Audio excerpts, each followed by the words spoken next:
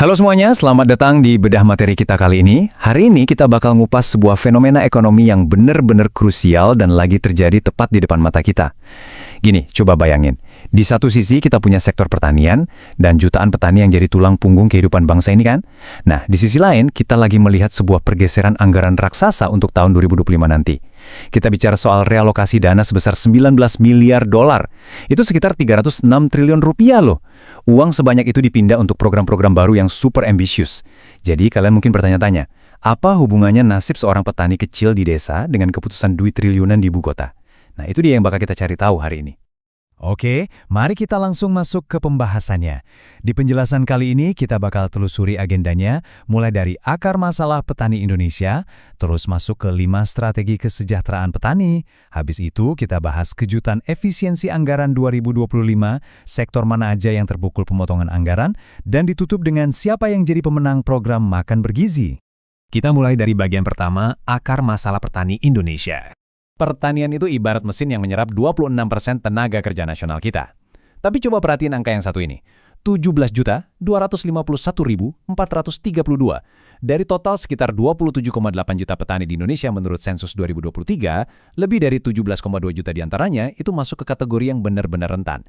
Ingat ya, di balik setiap digit dari angka 17 juta ini, ada keluarga yang menggantungkan hidupnya murni dari tanah yang mereka garap. Angka 17,2 juta tadi itu adalah sebutan untuk petani gurem. Apa itu petani gurem? Mereka adalah petani kecil yang menggarap lahan yang sangat sempit. Spesifiknya, kurang dari setengah hektare. Bayangin aja, setengah hektare. Dengan lahan sekecil itu, mereka ibaratnya terjebak. Mustahil banget buat mereka bisa kaya atau dapat untung besar kalau cuma ngandelin jualan hasil panen mentah dalam jumlah sedikit. Skala usahanya tuh benar-benar nggak nutup untuk muter roda ekonomi keluarga mereka sehari-hari. Dan ini nih, poin krusialnya. Kesejahteraan petani itu persis kayak sebuah timbangan yang super sensitif. Di sebelah kiri, ada harga yang diterima, alias uang yang mereka dapat dari hasil panen. Tapi di sebelah kanan, ada harga yang dibayar. Ini termasuk biaya pupuk, benih, bayar buruh, sewa lahan, ongkos angkut, sampai kebutuhan makan keluarga mereka sendiri. Nah, kesejahteraan ini diukur pakai nilai tukar petani, atau NTP. Di April 2024, sebenarnya maksud saya April 2026, angkanya ada di 125,24. Timbangan ini sering banget goyah karena biaya yang mereka keluarin naiknya jauh lebih cepat daripada harga jual panennya. Ini pertempuran sehari-hari yang harus dihadapi petani kita. Makanya, realita ini mematahkan mitos yang sering banget kita dengar. Ada kutipan yang pas banget nih, produksi yang tinggi tidak otomatis membuat petani sejahtera apabila harga jual rendah, biaya produksi mahal, dan rantai pemasaran dikuasai pihak lain. Gila kan?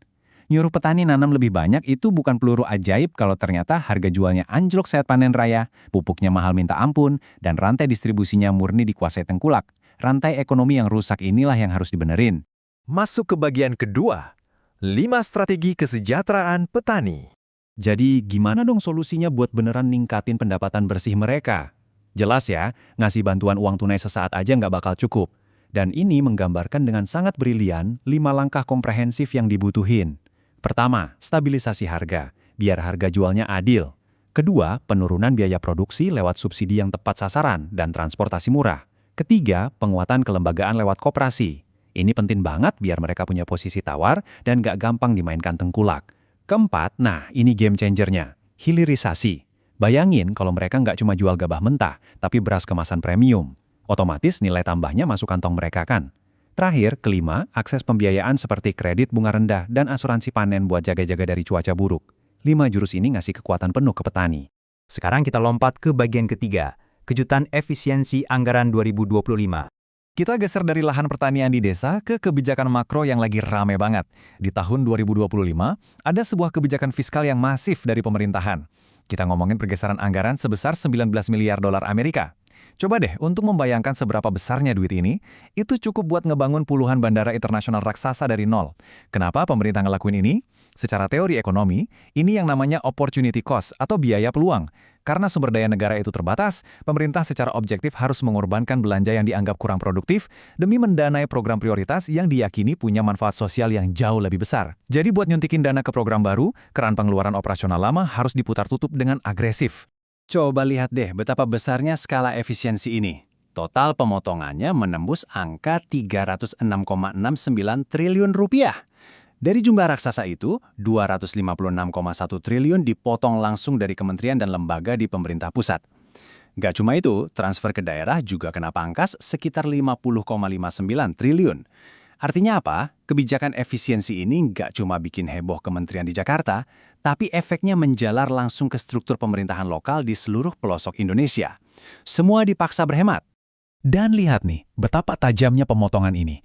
Anggaran buat alat tulis kantor atau ATK itu dipangkas sampai 90%. Nyaris habis. Kegiatan seremonial dipotong hampir 57%. Dan yang nggak kalah mengejutkan, anggaran perjalanan dinas dikurangi nyaris 54%. Bahkan, anggaran buat rapat dan beberapa infrastruktur fisik juga kena potong besar-besaran.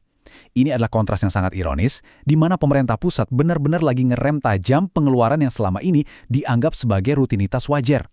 Yang membawa kita ke bagian keempat, sektor terpukul pemotongan anggaran. Sekarang kalian mungkin mikir, kenapa hal ini penting buat kita? Nah, memotong biaya rapat dan jalan-jalan dinas birokrat itu kedengarannya masuk akal banget kan di atas kertas. Tapi dalam ekonomi dunia nyata, setiap rupiah yang dihemat pemerintah itu adalah pendapatan yang hilang buat orang lain. Disinilah efek multiplier Keynesian itu bekerja secara terbalik. Potongan 54% buat perjalanan dinas itu nggak cuma bikin para birokrat batal terbang. Itu secara langsung ngilangin sumber nafkah buat pemilik hotel di daerah, maskapai penerbangan lokal, teman-teman event organizer, sampai bisnis percetakan dan konsultan. Saat pemerintah berhenti membelanjakan uang operasionalnya, denyut nadi sektor swasta yang selama ini bergantung pada mereka otomatis ikutan melambat. Siapa yang rugi? Ya pengusaha lokal juga. Tapi tentu aja ada sisi lain dari koin ini. Mari kita masuk ke bagian kelima, pemenang program makan bergizi. Kalau triliunan rupiah tadi ditarik dari birokrasi, terus duitnya lari kemana dong? Secara objektif, ada dana segar sebesar 71 triliun rupiah yang disuntikan langsung untuk program makan bergizi gratis. Targetnya benar-benar masif, menyasar 19,47 juta jiwa, mulai dari anak sekolah, balita, sampai ibu hamil. Secara ekonomi, program raksasa ini berpijak pada teori human capital. Logikanya sederhana, kalau kita perbaiki gizi anak-anak dan ibu hamil hari ini, kita lagi mencetak tenaga kerja yang jauh lebih sehat, cerdas, dan produktif buat dekade-dekade ke depan. Dan disinilah teman-teman benang merahnya nyambung lagi ke petani gurem yang kita bahas di awal tadi. Coba kalian bayangin, kalau pemerintah mewajibkan bahan makanan buat 19,5 juta porsi ini harus diambil dari pemasok lokal, wah efeknya bakal luar biasa. Ini bakal nyiptain permintaan harian yang super raksasa buat beras, sayur, telur, ikan, daging, dan susu lokal. Kalau dieksekusi dengan benar, program ini bisa ngasih pasar yang pasti dan stabil buat para petani kecil, peternak, dan UMKM di desa-desa, sekaligus ngurangin beban dapur rumah tangga miskin secara langsung. Jadi ini bawa kita ke sebuah pertanyaan besar, apakah pemotongan dan realokasi anggaran besar-besaran ini benar-benar bakal menghasilkan apa yang disebut para ekonom sebagai spending better untuk masyarakat? Kita udah lihat teka-tekinya. Pengeluaran operasional negara ditekan habis-habisan di sisi lain, demi nyiptain permintaan pangan raksasa di sisi lain yang secara teori bisa ngangkat ekonomi akar rumput. Tapi pertanyaannya, apakah eksekusinya di lapangan nanti beneran bisa berdayakan jutaan petani kita dan memperbaiki ekonomi secara berkelanjutan? Ini adalah pertaruhan fiskal yang sangat krusial buat Indonesia di 2025, dan pastinya patut banget terus kita pantau. Semoga beda materi kita hari ini ngasih kalian perspektif yang jernih ya. Sampai jumpa di penjelasan kita selanjutnya.